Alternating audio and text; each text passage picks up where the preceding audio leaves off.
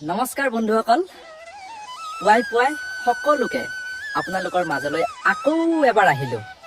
আমাৰ ঘৰতনো ৰাতিপুৱাই কেনেধৰণৰ পৰিৱেশ হৈ আছে আহকচোন চাওক।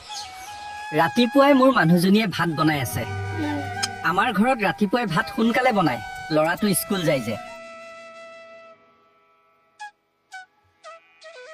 এইটো মোৰ ল'ৰাটো পঢ়ি আছে, পঢ়া শুনাত ভালে পিছে। এইবাৰ দ্বিতীয় শ্ৰেণীলৈ পাইছে, 1 নম্বৰত গৈছে। লগ বনাই আছা নেকি? হয় বেটা, তই এতিয়া ভালকে পঢ়, স্কুল যাবই হ'ব এতিয়া। বাৰীৰ জেওৰা এখন ভাগি আছে, বাঁহ কেইটামানো কাটিব আছে, কিন্তু প্ৰথমে ল'ৰাটোক স্কুলত থৈ আহিব লাগিব।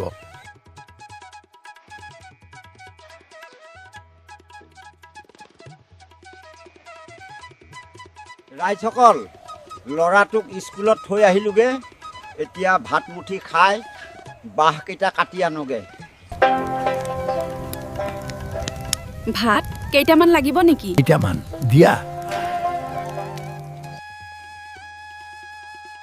ভাত মুঠি খালো, এতিয়া তামোল এখনমান খাই বাহনি লৈ বুলি ঢাপলি মেলো। চৌৰা, চুনিচা, তামোল এখন লৈ আনা।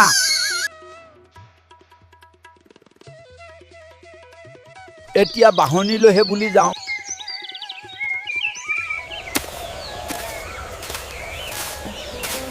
কাষতে বাঁহটো পাইছোঁ, এইটোকে কাটো।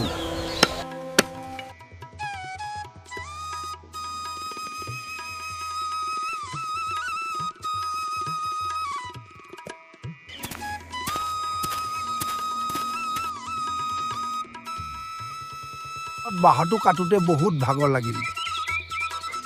বুঢ়া হৈ আহিছোঁ যে। আমি দুখীয়া ঘৰৰ হয়, আমাৰ ডাঙৰ ডাঙৰ ৱাল দিব পইচা নাই। আমাৰ বাঁহৰ জেওৰাখন গৰু ছাগলী সোমাব নোৱাৰাকৈ যেনে তেনে থাপলি মাৰিলে বছৰটোৰ কাৰণে হৈ যায়।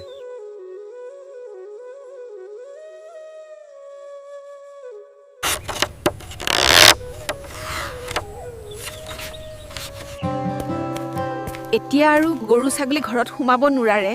অঁ, জেওৰাখন দি দিলোঁ।